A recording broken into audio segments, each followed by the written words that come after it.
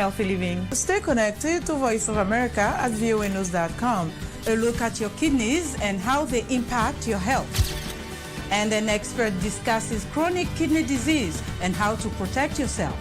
And Ivorian psychologist Noor Bakayoko shares some insights on bullying and what can be done. It's important to avoid major events or major health crises. How do you know if your cough is due to a serious condition? We'll have some answers. Stay well and strive to make every day a healthy day.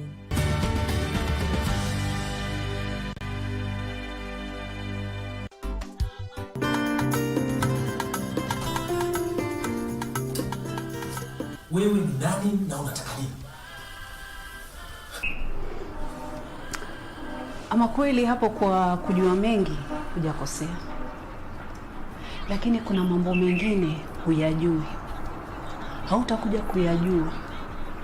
Na wala hauna budi kuyajua. Mpaka na hata kuyasikia. Mpaka pengine labda ukifa.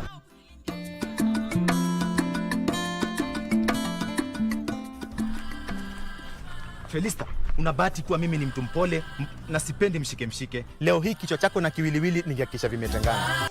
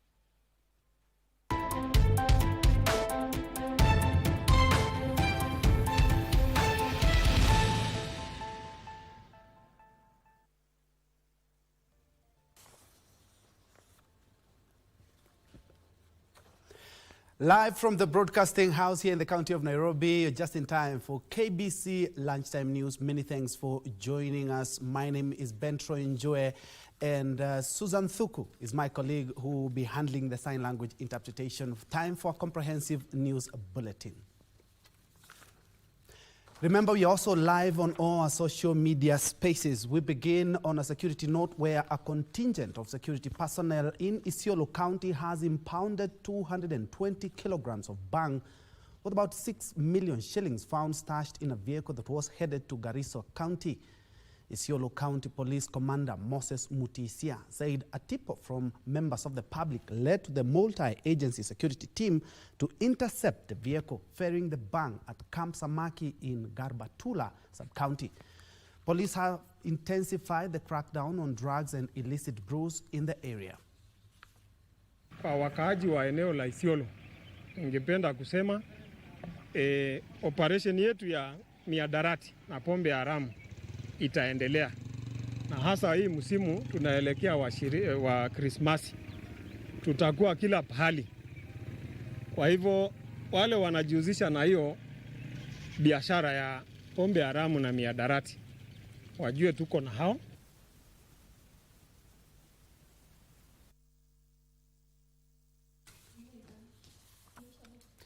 And still on security note, police are on the hunt for a prominent Naivasha businesswoman who has gone into hiding after allegedly swindling hundreds of people, including former internally displaced persons IDP, out of billions of shillings from donors.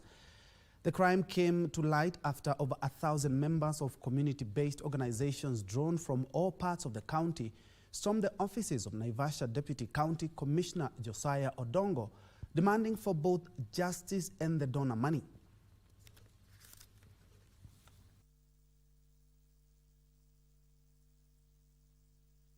Watangulizi wangu wakaniambia kwamba waliandika proposal nyingi, na pia wamekuwa wakiongea na donor moja kwa moja, na wakawa wameahidiwa kwamba pesa zinawekwa, lakini sasa kuna shida kwa sababu huyu mama Mary Waithera kuna vile aliwachenga watangulizi wangu, yani wale wamama akawachenga, so sasa hawakujua kwamba pesa ziko katika akaunti gani. Hatuwezi kuchukua hatua yoyote kwa mambo ya mashtaka ya ubadhirifu ya fedha kabla ya viongozi husika kuandika kitu tunaita kwa kimombo statement.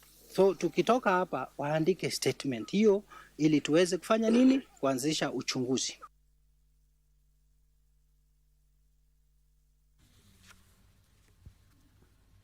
In other news, Kajiado Referral Hospital Renal Unit is currently overstretched with at least 50 kidney patients thronging the facility daily for dialysis services since the start of the implementation of the Social Health Authority SHA scheme. Elsewhere, residents of Karachuonyo constituency in Homa Bay County are set to benefit from a 4-day free medical camp for non-communicable diseases and SHA registration.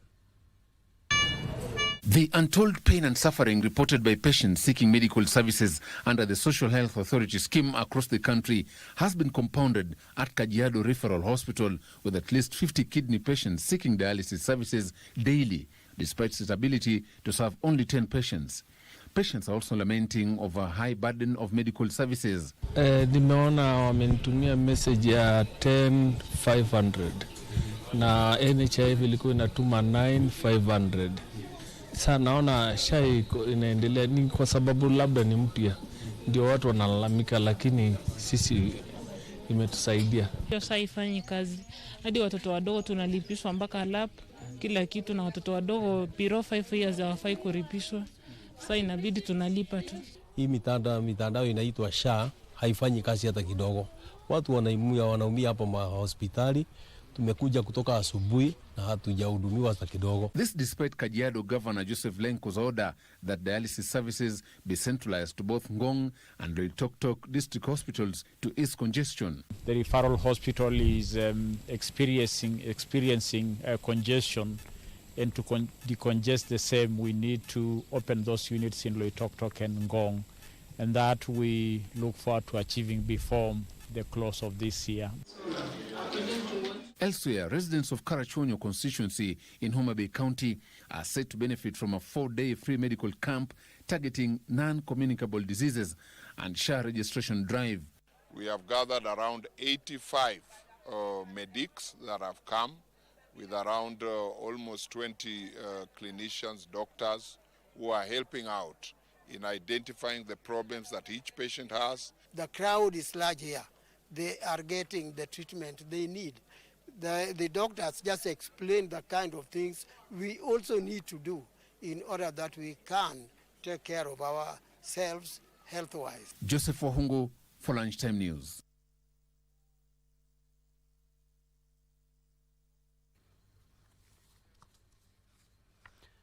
Moving on, residents from Nyatieko in Kitutu Chache, South Kisii County have faulted their lawmakers, accusing them of allegedly neglecting their roles and in particular improving the infrastructure in the area. The residents claim that most of the region lacks an all-weather road network, water and electricity, among others.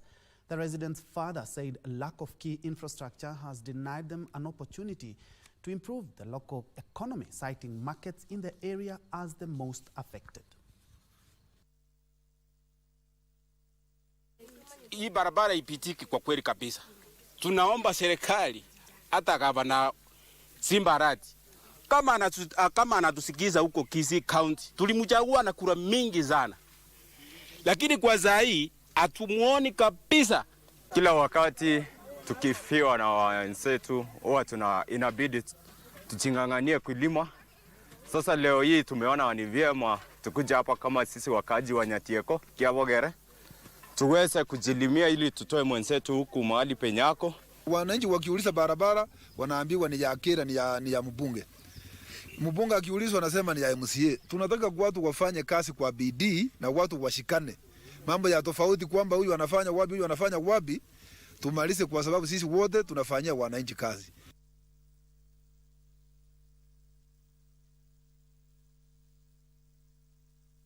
Still on infrastructure, women in organized groups in Machakos are set to benefit from over 600 water tanks to aid in water storage during the rainy season. Machakos woman representative Joyce Kamene Kasimbi says she intends to provide nearly every household in the county with a water tank to help locals reduce the time they use in fetching water during dry season. Kamene say the decision to prioritize women groups is for easier accessibility. This is the second phase of water tank distribution in the county, with over 1,000 tanks given out.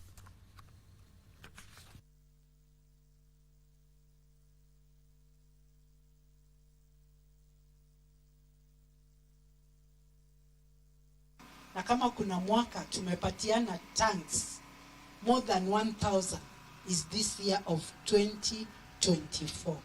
The whole of this week tunatakiwa tupatiane 600 tanks, na nikiendelea kuomba serikali watuangalie, pesa ya GAF inachelewa sana. Tunafata tanks ya kuweka maji na inaletwa ile wakati tunahitaji. Mvua inaendelea na tunaweka maji itusaidia huko nyumbani. Sasa kina mama tunapaitika sana. Leo nimepata tanki ya maji ya 5,000 liters na itanisaidia kwa maana kwa boma yangu sina lolote lile nilikuwa nikipata maji. Na sasa kutoka wakati huyu nitakuwa nikitumia maji ya mvua.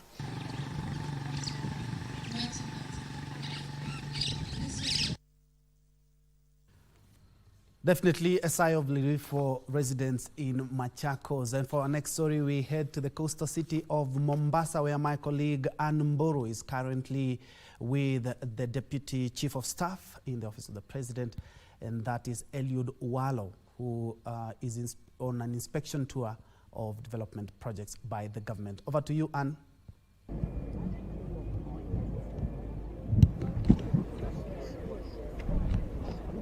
Good afternoon to you too, Ben, Troy, and Njue, back at Broadcasting House, and I'm coming live to you once again from Dongo Kundu area, which is in Likoni constituency, and right here we are at the Special Economic Zone, where the Government Delivery Unit led by the Deputy Chief of Staff, Bwana Eliud Owado, is making their tours in this area. So right now I'll be joined by him just to tell us why we are here and what is happening in this specific place. Karibu sana once again, yes. And tell us why we are here and the place that we are at in. Okay, thank you very much. We are at the Dongo Kundu Special Economic Zone project. This is one of the government priority projects which we had listed for purposes of inspection in line with the delivery management function of government. We are here together with the PS Gender and Wangombe, with local MP Honorable Mishimboko, plus local members of the County Assembly, and we have had a very fruitful tour of the facility. We have engaged stakeholders here to listen to some of the issues of concern, some of the challenges that we need to attend to.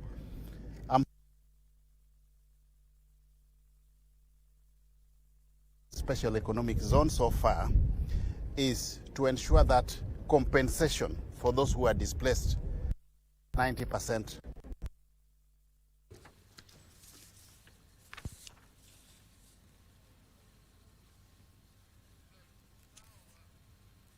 Insurmountable. So all of those payments should be settled within the next 1 week.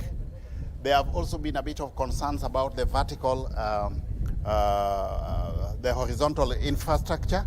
The Kenya National Highways Authority have assured us that they are at the tail end of the procurement process of onboarding a contractor 5 kilometers road that will connect the port to the special economic zone at a cost of about 5 billion shillings. It is at the very tail end. With the contract is with the Attorney General as we speak.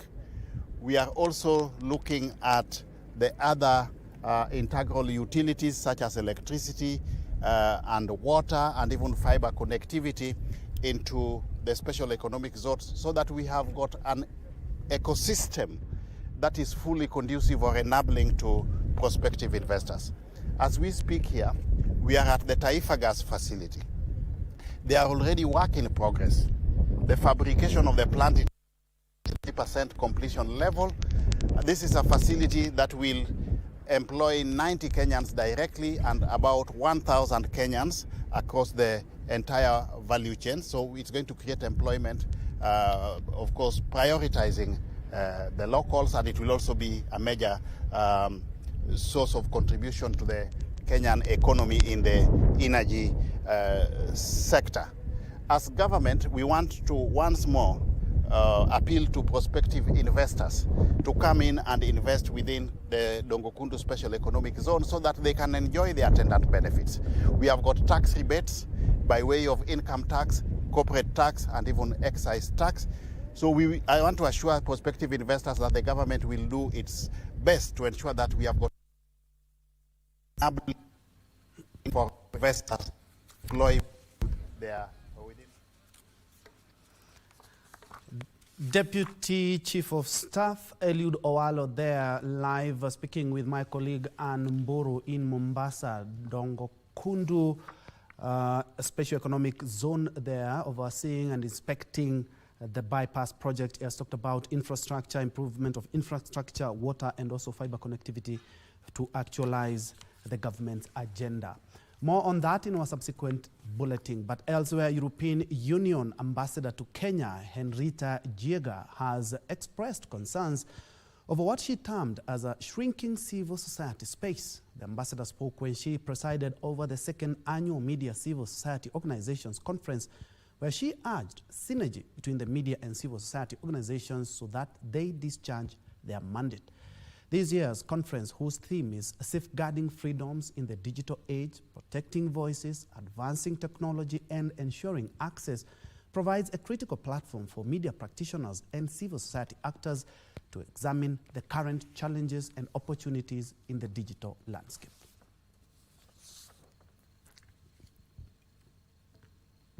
In Kenya, there have been cases of intimidation of media, and that led also, sadly, to some self-censorship. We do not have something called the freedom of the media in isolation. The freedom of the media operates within the pillar of fundamental freedoms. CSOs, especially those in the right space, cannot deliver on their mandate unless they are holding power accountable. And power, for the most part, can be government, can be politicians, but at different levels, there is also power, which we must all hold accountable.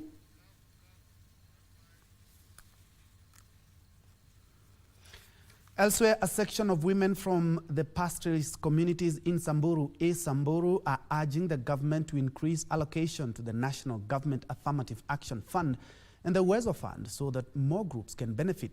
According to Matthew Lengewa, NGAAF administrator, the fund has helped 1,500 groups with a budget of 15 million shillings in cash. Lucy Lolosoli, a NGAF beneficiary, lauded the project, which she says has helped them earn their income while meeting their basic needs, among others.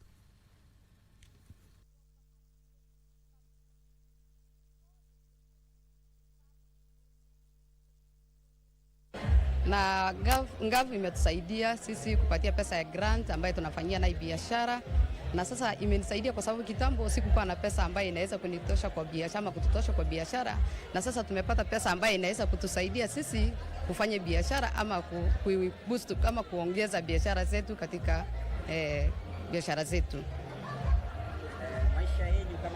Kufikia sasa hivi tumewasaidia groups 1,500 na tumewapea pesa na kuna wenye pia tumewanunulia tents, wanatumia hizo tents kugenerate income ama kupata pesa zao za kutumia katika hali zao za maisha. Pia kuna wanafunzi tumewapea bursaries ambao ni wanafunzi 762 na tuko na wanafunzi 250 ambao tumewasponsor fully.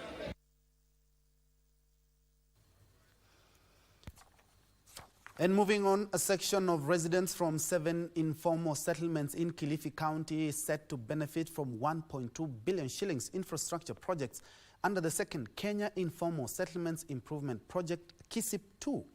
The projects, which are funded by the World Bank, are being implemented by the national government in conjunction with the county government of Kilifi, are about 50% complete and are expected to be completed by end of February 2025. Kilifi Housing and Urban Development Chief Officer Ali Abubakar said the projects are being implemented in Kibaoni, Baya, Magozi, Kalolo, Mtaani and Kisumu Ndogo informal settlements in Kilifi town and Muyeye and Kibokoni M17 in Malindi town.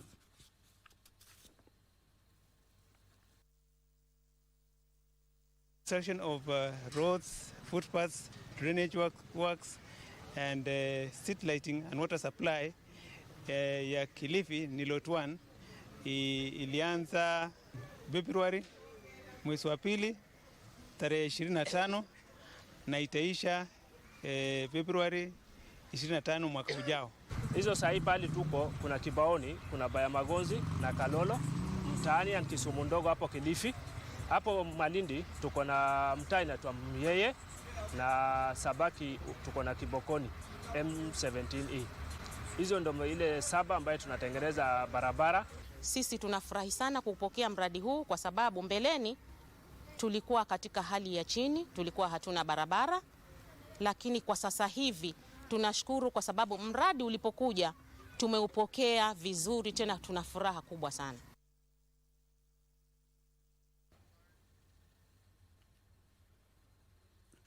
Now to an interesting invention where a Malaba businessman has invented a carbonless generator that neither uses fossil fuel nor electricity. David Otieno, who runs a welding and fabrication workshop, says he has reduced the cost of production and reduced inconveniences caused by power outages. The self-taught engineer from YouTube envisions using his invention to power schools and hospitals due to its cost-friendliness. Otieno invited Energy Cabinet Secretary Opio Wandai and Kengen CEO to share his ideas and help him document and adapt the technology. Take a look. Nikasema kwamba I want also to come up with the idea ya kutengeneza generator. Hii inatumia hata kama hakuna stima. Sasa tunatumia hii kama kama wanajua kali. Inafanya kazi domestic, both domestic and industrial. If I get enough material, I can remove those engines. Alafu niweke system. Na niweke hiyo kitu run. Isunguze hizo alternators bila engine. If you can get enough materials, I can produce more generators, mass production.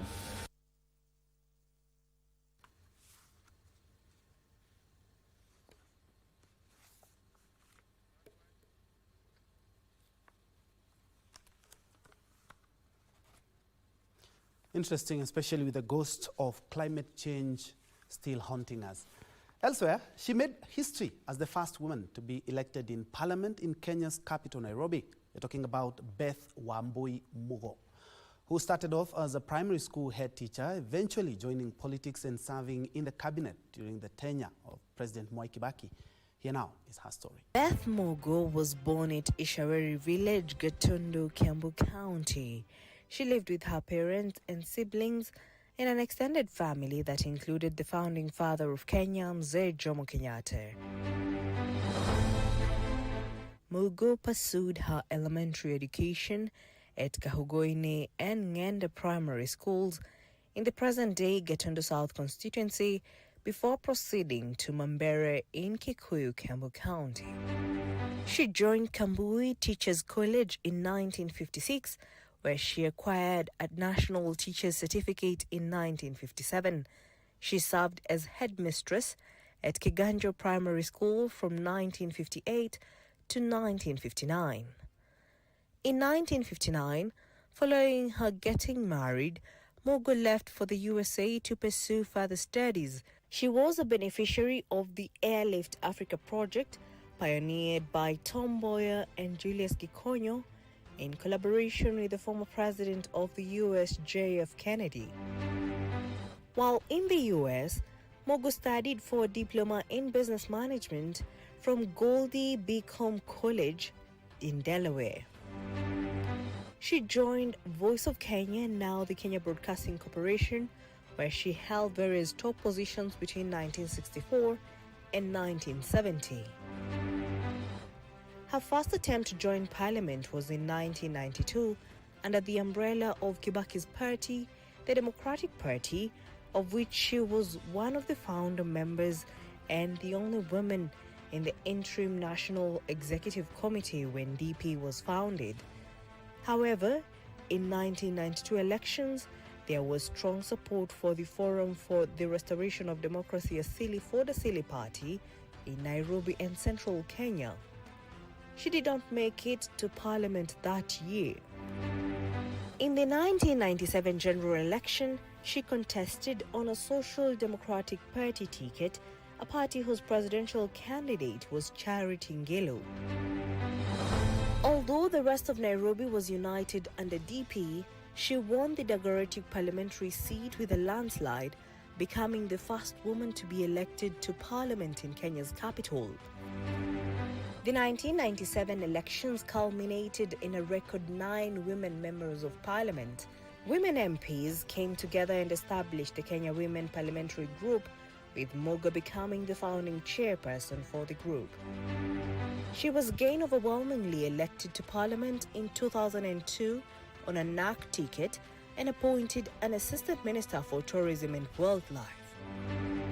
She was later moved to the Ministry of Education as an assistant minister in charge of basic education. Much later in 2005, while serving as an assistant minister for education, she went back to the USA to study for an executive education program at Harvard University. The program specialized in leadership and development in managing political and economic reform. Her passion for women's empowerment is apparent in her career even before she became a politician. She successfully defended her parliamentary seat on a Party of National Unity ticket in 2007. John Carrier, the Orange Democratic Movement candidate, filed a petition against her re-election. The petition was later dismissed with a court ruling that voting and counting of votes was free and fair. After elections, Kibaki named Mugo Cabinet Minister for Health and Sanitation in the Government of National Unity. Her last position in PNU was the National Chairperson of the PNU Women Committee and the patron of the PNU Alliance that brought together PNU, Kalonzo Musyoka's ODM Kenya, and other PNU affiliate parties in the coalition government. As Minister for Public Health and Sanitation, Mugo steered initiatives aimed at disease prevention and control, reduction of maternal and child mortality, and taking healthcare services closer to the population. In 2007 to 2013, she served as Member of Parliament for Dagoretti South constituency. She was nominated as Senator in 2017. Mugo, a breast cancer survivor, embodies stoicism, resilience, and unyielding pursuit for women's empowerment. Jackie Wambiru, The Cabinet.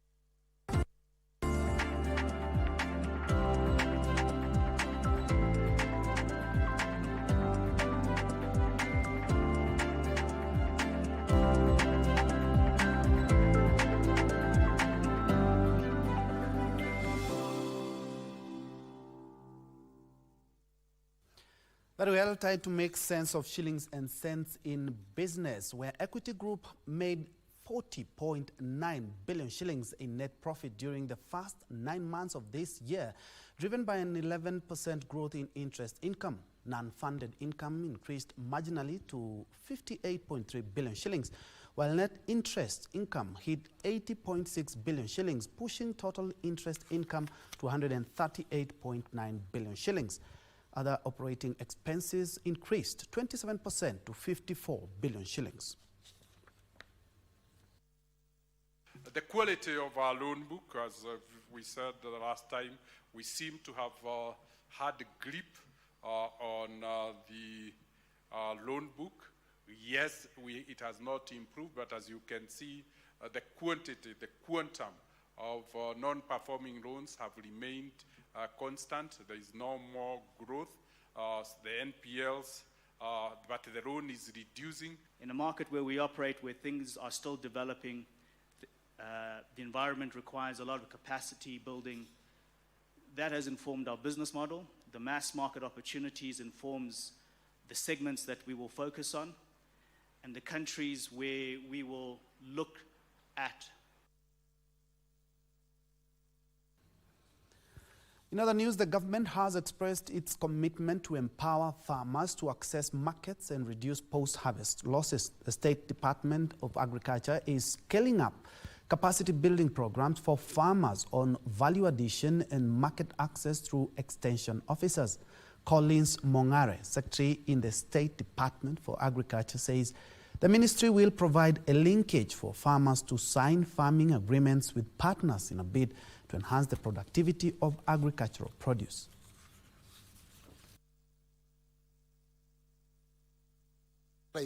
To ensure that even if they are in this contract, the benefit or other profit they get is much higher than when the fertilizer is not subsidized. We are also introducing something. In fact, we launched some of them last week on Friday. Agripreneurs want to bring in young professionals who are now available to talk to our farmers, so that the capacity we are talking about, it can be what? It can be built very fast, and then they do the contract. We've opened markets and trade agreements, whether it's with the EU, we have AGOA with the US, and now having our own trade agreement within the continent is a great opportunity, especially for contract farming now, so that we can access the market that is within us. Of our farmers, the most of their produce is going to a waste. So if farmers are contracted on this, that's one of the things that farmers can be of benefit to them.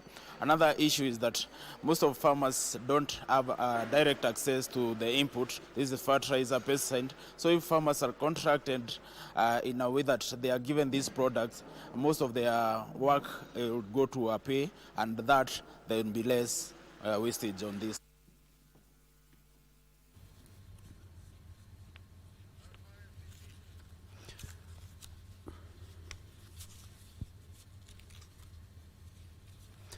The fishing sector in the North Coast region has received a major boost after the government, through the Ministry of Blue Economy, launched a 175 million shillings fish landing site project at Kidongo area in Kisauni constituency, Mombasa. The project, expected to be completed in 9 months, is set to enhance fish production, processing and distribution, thus bolstering the livelihoods of local fisher folk and supporting economic growth in the North Coast region. Speaking during the groundbreaking ceremony of the project Mining and Blue Economy, Cabinet Secretary Ali Hassan Joho revealed that the facility will also be equipped with state-of-the-art cold storage units designed to minimize post-harvest losses, hence providing the fishermen the ability to store fish for extended periods before they access larger markets.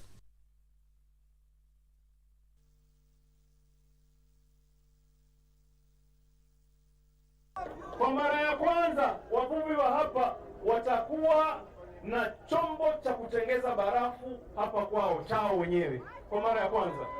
Vile vile wavuvi wetu watapata nafasi ya kuweza kufanya processing. Yaani wakivua wanaweza kusafisha, wakatie barafu na wakaweza kutia kwa maboksi na wapeleke supermarket, wauzie watu samaki ambao wanashikwa hapa kwenu.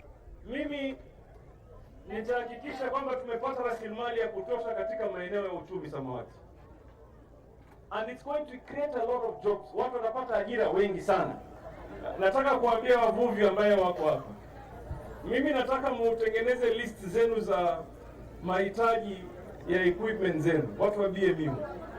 Wale ambao wanahitaji neti, wale ambao wanahitaji nyavu ama mishipi ama equipment nyingine yoyote, tafadhali tengenezeni list, mutuletee ili tusijaribu kuwasaidia mpate kupeleka uvuvi wenu mbele.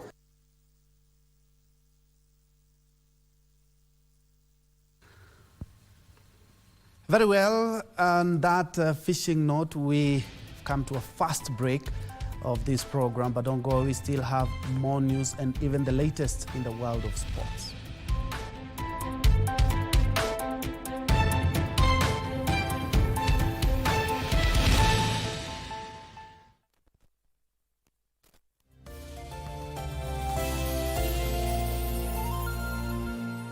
We asked the children, how many of you brushed this morning?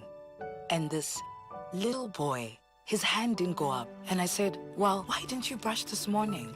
He said, my brother was using the toothbrush. If I'd waited for him, I would have been late for school. I'm sorry, I get a bit emotional when it comes to that. To be able to change a child's life, to be able to bring back that confidence about their smile, for me, is phenomenal.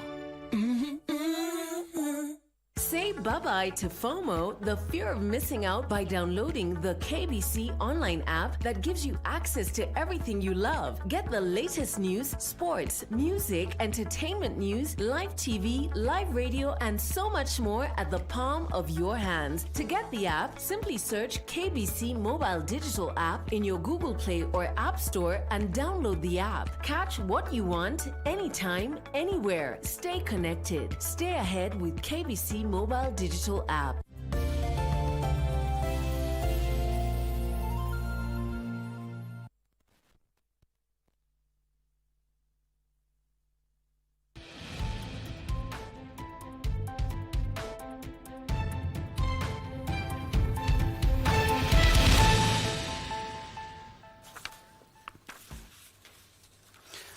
Welcome back and many thanks for keeping it Channel 1. And in sports, the Kenya Prison Service and the National Heroes Council have pledged to work together for possible areas of collaboration and partnership in various fields, including sports, for positive change of the society.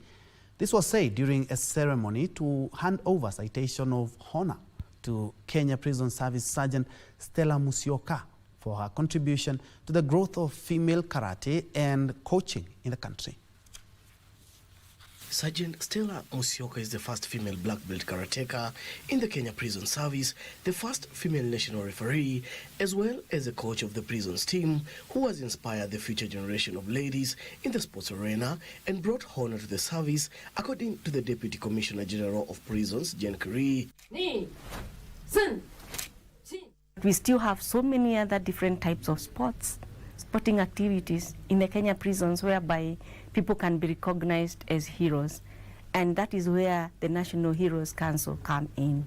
The National Heroes Council CEO, Charles Wambia, challenged those who had been honored to continue doing the positive charge in the society while hailing Stella's achievement as a testament to her dedication, skill, and unyielding spirit. We've been taken through her coming up to have achieved the black belt. It's not an easy thing, and we believe that we are telling all heroes, anything you've done, don't stay with it. Go out there and make it good for the nation.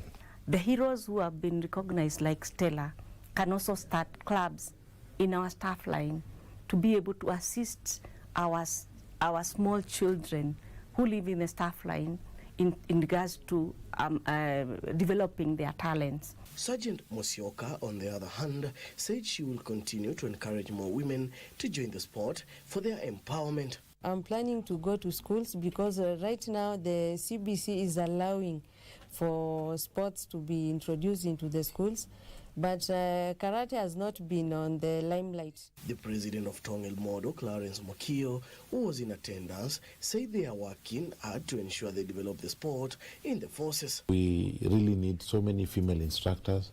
The entire northern corridor of Africa is mostly populated by Muslims, and their culture encourages that ladies are trained by female instructors. During this year's Mashujaa Day celebration in Kwale County, President William Ruto honored 142 heroes and heroines for their outstanding contributions to nation building in various sectors.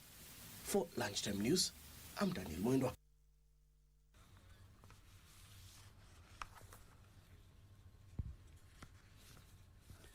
Kudos to her Further afield, Norwegian 6th seed Casper Ruud shocked world number 1 Carlos Alcaraz in the opening round of the NITO ATP World Tour Finals in Turin, Italy, when he beat him 6-1, 7-5. World number 2 Alexander Zverev, however, won his match against Russia's Andrei Rublev, whom he defeated in straight sets of 6-4, 6-4 in the group stage. Oh, what a return.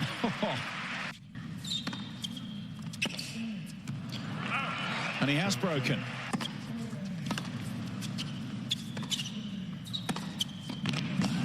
Yeah, great volley. It's a nice move.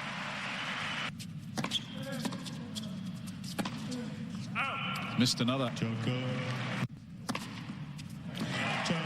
Casper Ruud serves up an almighty shot here in Turin. 6-1, 7-5.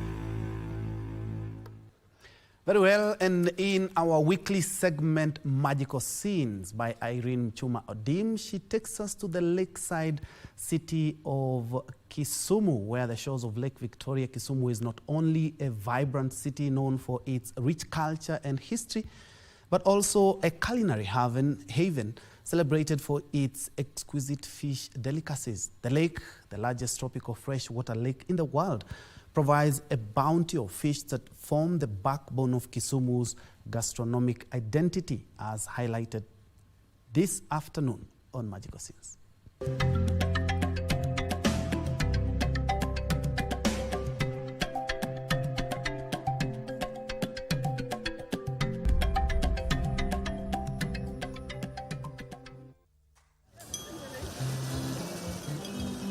The people of Kisumu have relied on the lake for sustenance, with fish being a primary source of nutrition and livelihood. The local fishing community, comprising skilled fishermen who rise with the sun, casts their nets into the sparkling waters, bringing in fresh catches of tilapia, Nile perch, and catfish.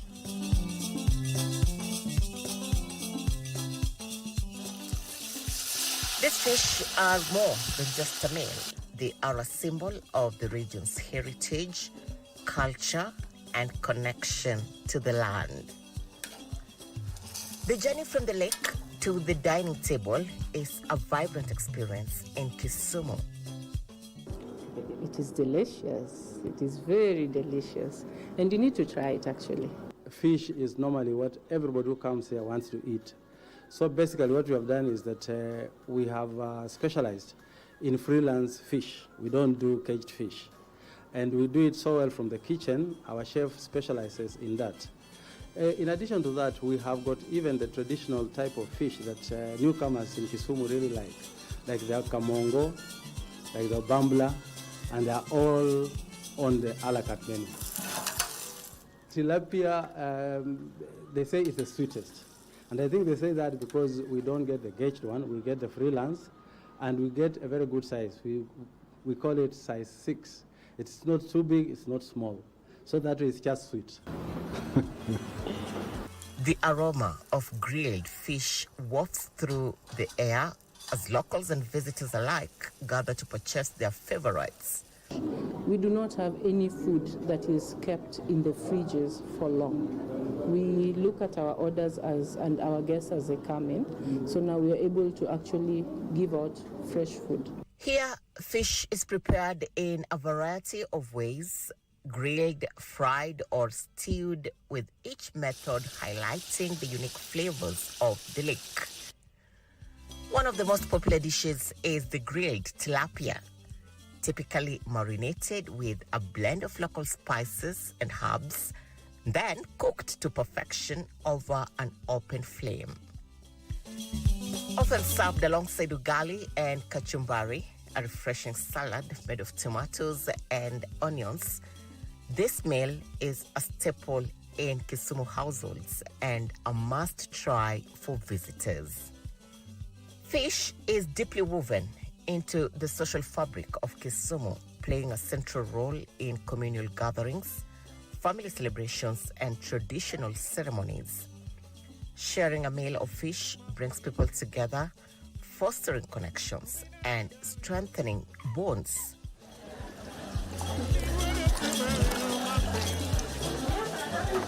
Tuna samaki tofauti. Kuna wale wanaleta asubuhi, wenye wanaleta pamoja na omena, mafulu na hizo ngege type ya samaki. Wale wanaenda jioni kwa baharini. Na kuna wale wanaenda asubuhi, wanaanza kugoa hapa saa 5, kiwa natuletea samaki. Nevertheless, the act of dining on fish is seen as a ritual that honors the lake and the community that thrives around it. Kisumu is not just a destination, it is an experience that lingers in the heart and soul. A place that will come any time of the year, enjoy the delicacies as well as the enriching landscapes owing to the favorable weather patterns. Njue Udim, magical scenes in the county of Kisumu.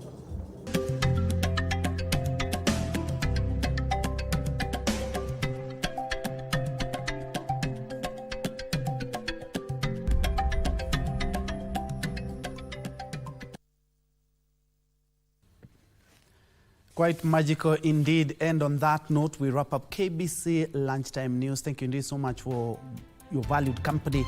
More news in our subsequent bulletin, but don't forget to check out our social media spaces, including our KBC digital app for more news. My name is Njue, and Susan Thuku has been my sign language expert on the bottom of your screen. Thank you so much indeed for joining us. Have a nice afternoon.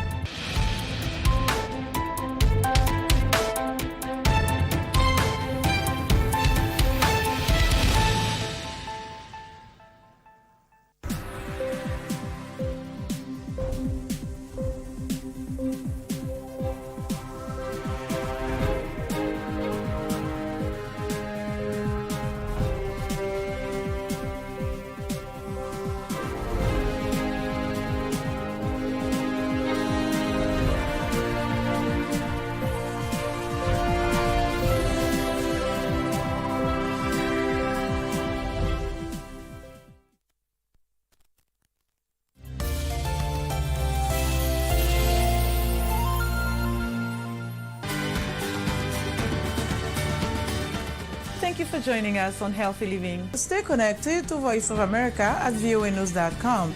A look at your kidneys and how they impact your health. And an expert discusses chronic kidney disease and how to protect yourself. And Ivorian Side